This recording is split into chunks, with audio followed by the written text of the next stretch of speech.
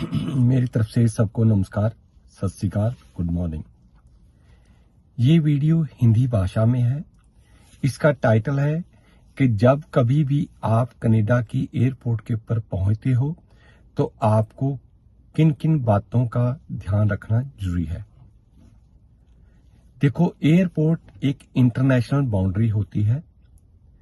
सबसे पहले वो एरिया आता है जहां पे प्लेन को पार्क किया जाता है और आप एक वहां से एंटर करते हो बिल्डिंग के अंदर। उसके ऊपर टोटली कैमरे लगे रहते हैं और उनको मॉनिटर पीछे आरसीएमपी ऑफिसर बैठ के करता है। मेरे कहने का मतलब ये है कि आपका चाल चलन, चलने का तरीका, आप वहां पे कोई चोरी तो नहीं कर रहे, आप दूसरों से मिसबिहेव तो नहीं कर रहे हो, इस चीज की टोटल मॉनिटरिंग होती है। उसके आगे आप पहुंचते हो तो पहले आप एक मशीन के ऊपर आते हो जहां आपने फिंगरप्रिंट देने होते हैं, अपने पासपोर्ट का डाटा एंटर करना होता है। वो मशीन कम से कम 40 या 50 भाषाओं में काम कर सकती है और आप उस भाषा को चूज कर सकते हो। हिंदी, पंजाबी, इंग्लिश, फ्रेंच, फारसी, जिस भी भाषा में आपको ज्ञान है आप वो भाषा की सिलेक्शन कर सकते हो। इसके अलावा वो 15-20 क्वेश्चन आपसे पूछते हैं कि आपके पास पैसे कितने हैं, आपके बैगेज में क्या कुछ अवेलेबल है। तो आपको इन सब चीजों की जानकारी होनी जरूरी है। उसके बाद में वहां से 2 रूट हो जाते हैं। एक रूट तो उनके लिए है जो कैनेडियन सिटीजन है, अमेरिकन सिटीजन है या जो परमानेंट रेजिडेंट हैं कनाडा के, वो अपने बैगेज हैंडलिंग एरिया में चले जाते हैं। पर जो लोग फर्स्ट टाइम कनाडा में आते हैं, visitor visa, study permit, work permit, spouse visa या परमानेंट इमिग्रेशन के लिए रास्ते से आते हैं, उनके लिए रास्ता सेपरेट हो जाता है। अब मैं आपको स्टेप बाय स्टेप बताऊंगा। पहले तो विजिटर वीजे की सिस्टम क्या है। देखो, विजिटर वीजा के लिए ना तो आपको इंग्लिश का टेस्ट होना जरूरी है, पास करना जरूरी है, ना आपने ईसीए करवाई होनी जरूरी है। यदि आपको इंग्लिश भाषा का ज्ञान नहीं है, जैसे कि चाइना से जो लोग काफी विजिटर आते हैं उनको इंग्लिश नहीं आती है, तो वो वहां से इमिग्रेशन ऑफिसर के पास जाकर इंटरप्रेटर की मांग कर सकते हैं जो उनको चाइनीज भाषा से इंग्लिश और इंग्लिश टू चाइनीज भाषा कन्वर्ट करने में हेल्प कर सकता है। अगर आप इंडिया से आ रहे हो और आपको हिंदी या पंजाबी ही आती है, जैसे कि पुराने जो बुजुर्ग हैं उनको इंग्लिश नहीं आती है, तो वो वहां से इंटरप्रेटर की मांग कर सकते हैं। जब आप भारत से पहली बार चलते हो, आप अपने 2 फोल्डर तैयार कीजिए, एक ओरिजिनल डॉक्यूमेंट का फोल्डर और उसके 2 टोटली सेट फोटोकॉपी करके उसके ऊपर इंडेक्स बना के पेज नंबर मार्क करके देख लो कि कहां कहां कौन सा डॉक्यूमेंट है। मेन कारण क्या है कि टोटली कनाडा की इमिग्रेशन आपने देखा है कि ऑनलाइन हो चुकी है। जब आप भारत में कुछ भी काम करते हो तो वहां आपका कोई भी ओरिजिनल डॉक्यूमेंट नहीं देखा जाता। ये कनाडा में एयरपोर्ट के उतरने के बाद पहली बार आपसे ओरिजिनल डॉक्यूमेंट की मांग की जा सकती है। यदि आप वो डॉक्यूमेंट आपके पास नहीं है तो आपके लिए समस्या खड़ी हो सकती है। यदि आप इंटरनेशनल स्टूडेंट के तौर के पर आ रहे हो तो आप इंटरप्रेटर की मांग नहीं कर सकते हो, क्योंकि इंटरनेशनल स्टूडेंट की बेसिक रिक्वायरमेंट होती है कि आपको इंग्लिश भाषा का ज्ञान होना चाहिए। जो स्पाउस वीजा के ऊपर लेडीज या जेंट्स आ रहे हैं, वैसे तो मॉडर्न जमाना है, इंग्लिश सबको आती है, नहीं तो वो भी इंटरप्रेटर की मांग कर सकते हैं, क्योंकि एयरपोर्ट के ऊपर पहले इमिग्रेशन ऑफिसर आपका वीजा चेक कर सकता है कि वो 2 नंबर का है या 1 नंबर का है। फिर वो आगे यदि स्टूडेंट्स आप वर्क परमिट के पर आ रहे हो या स्टडी वीजे के पर आ रहे हो तो आपको 3-4 क्वेश्चन आपको रख लेने चाहिए। आप कौन से यूनिवर्सिटी, कॉलेज या स्कूल में जा रहे हो, उसका कैंप कौन सा है। ये देखो, ऑफिस हेड रजिस्टर्ड ऑफिस एक है, कैंप बहुत ज्यादा होते हैं। एक ही नाम के ऊपर कई कॉलेजेस हैं, वो अलग अलग शहरों में स्थित हैं। ये इसलिए प्रॉब्लम हो चुकी है कि कई कॉलेज या यूनिवर्सिटियां हेराफेरी कर रहे थे कि एडमिशन तो करते थे वैनकूवर में और बाद में स्टूडेंट को भेज देते थे और किसी कैंप में। ये गवर्नमेंट के लिए प्रॉब्लम आ चुकी थी। दूसरा क्या है कि आपका कॉलेज या यूनिवर्सिटी डीएलआई अप्रूव्ड है या नहीं है। डीएलआई का मतलब क्या होता है, डिजाइनेटेड लर्निंग इंस्टीट्यूट। ये गूगल के ऊपर जाइए, उसके अंदर आपको लिस्ट मिल सकती है फ्री ऑफ कॉस्ट कि जिस कॉलेज में आप एडमिशन लेकर आ रहे हो, जिसने आपको लेटर ऑफ एक्सेप्टेंस दिया है, क्या वो डीएलआई अप्रूव्ड है या नहीं है। तीसरी बात, एक ही कॉलेज के अंदर कुछ कोर्स ऐसे होते हैं जिसके लिए पोस्ट ग्रेजुएट वर्क परमिट मिल सकता है। 2 साल पढ़ाई करने के बाद 3 साल का वर्क परमिट मिल सकता है, प्रोवाइडेड वो कोर्स ग्रेजुएट वर्क परमिट के लिए एलिजिबल हो। चौथा, आपको यदि आपको परेशानी हो रही है तो वहां पे उस कॉलेज या यूनिवर्सिटी का इंटरनेशनल स्टूडेंट रिक्रूटर का फोन नंबर और नाम आपको मालूम होना चाहिए।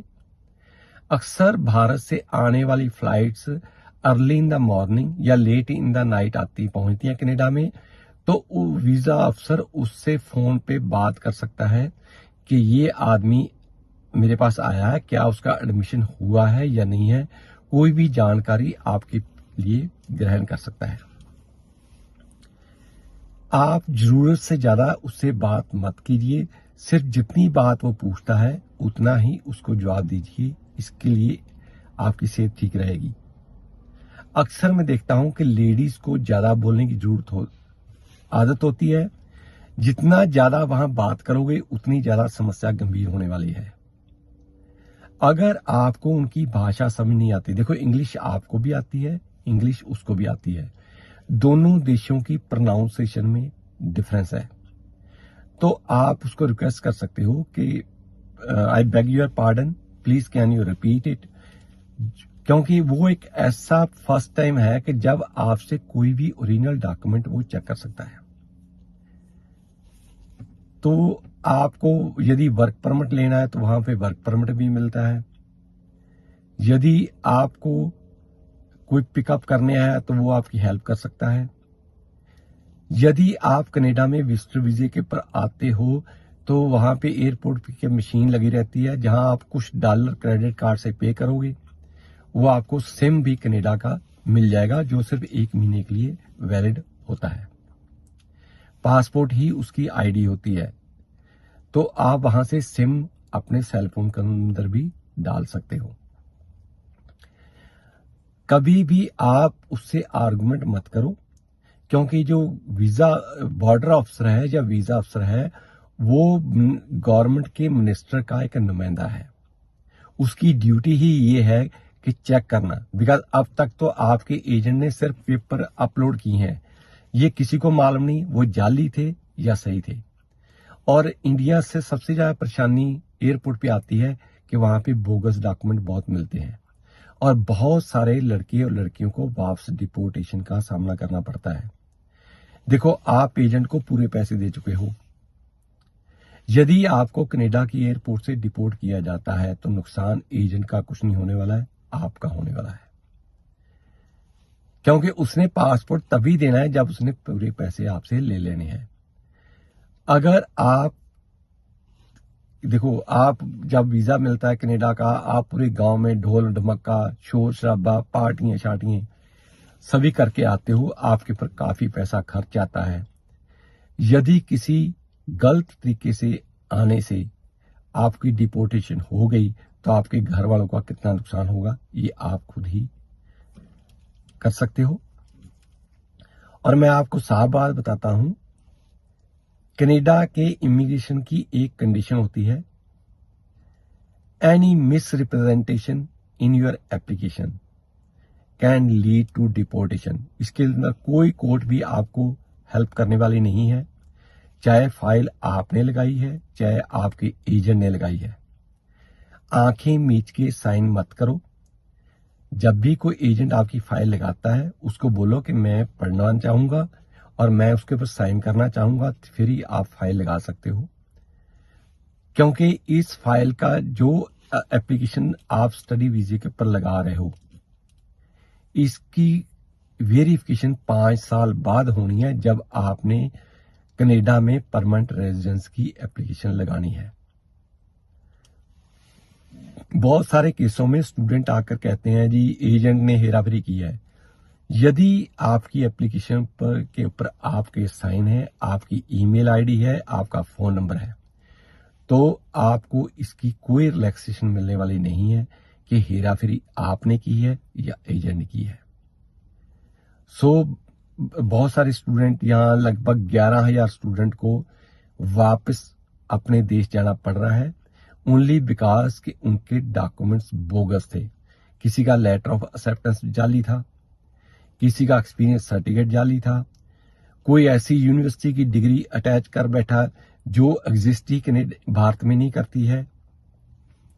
देखो, यदि कोई एजेंट आपको मिसलीड करता है तो उसको बोलो मुझे एक्सपीरियंस सर्टिफिकेट दिखाओ। जो एक्सपीरियंस सर्टिफिकेट है या यूनिवर्सिटी का सर्टिफिकेट है, उसको जाकर चेक करो फिजिकली कि वो वहां पे अवेलेबल है या नहीं है। मैंने खुद अपने पटियाला ऑफिस से 2 लेटर ऑफ वेरिफिकेशन भेजे हैं। जो स्टूडेंट पंजाब के हैं, एक्सपीरियंस उनका जो सर्टिफिकेट है वो दिल्ली का है। वीजा अफसर को साफ मालूम है कि आदमी रह तो रहा है, आपका रेजिडेंशियल एड्रेस तो पंजाब का है, तो दिल्ली का एक्सपीरियंस सर्टिफिकेट या यूनिवर्सिटी का सर्टिफिकेट कैसे आ जाएगा। तो आपको वहां से कोई डॉक्यूमेंट बोगस मत लगाइए, नहीं तो आपके सपने धुले धुलाए रह जाएंगे, आपको वापस अपने देश में जाना पड़ेगा। सबसे बड़ी बात, यदि आपको कनाडा की एयरपोर्ट के ऊपर रोक दिया जाता है तो आपके पास एक अधिकार होता है कि आप उनको रिक्वेस्ट कर सकते हो। एक वहां डिटेंशन सेंटर होता है, वो जेल नहीं होती है, डिटेंशन सेंटर कैंप होता है। आप वहां पे आपको भेज सकते हैं।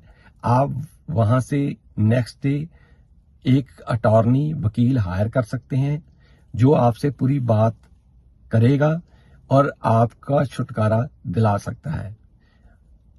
बहुत बार ऐसा होता है कि आपको सही जानकारी नहीं होती है और आप वहां से यदि वापस एक बार चले गए, आपके पासपोर्ट के ऊपर स्टैंप लग गई डिपोर्टेशन की, तो आप दोबारा नहीं आ पाओगे।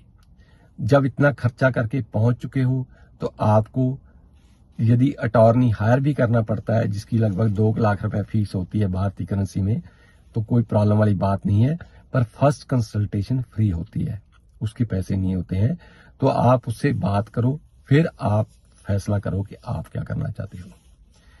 यदि आपको कनाडा के बारे में भारत बैठे ही और जानकारी चाहिए, हमारा पटियाले ऑफिस का फोन नंबर है 9815101148। ये दिन के टाइम ही काम करता है, रात को ये बंद रहता है। आप उनके ऊपर फ्री ऑफ कॉस्ट कोई भी इंफॉर्मेशन जानकारी ले सकते हो। Thanks, stay connected with us.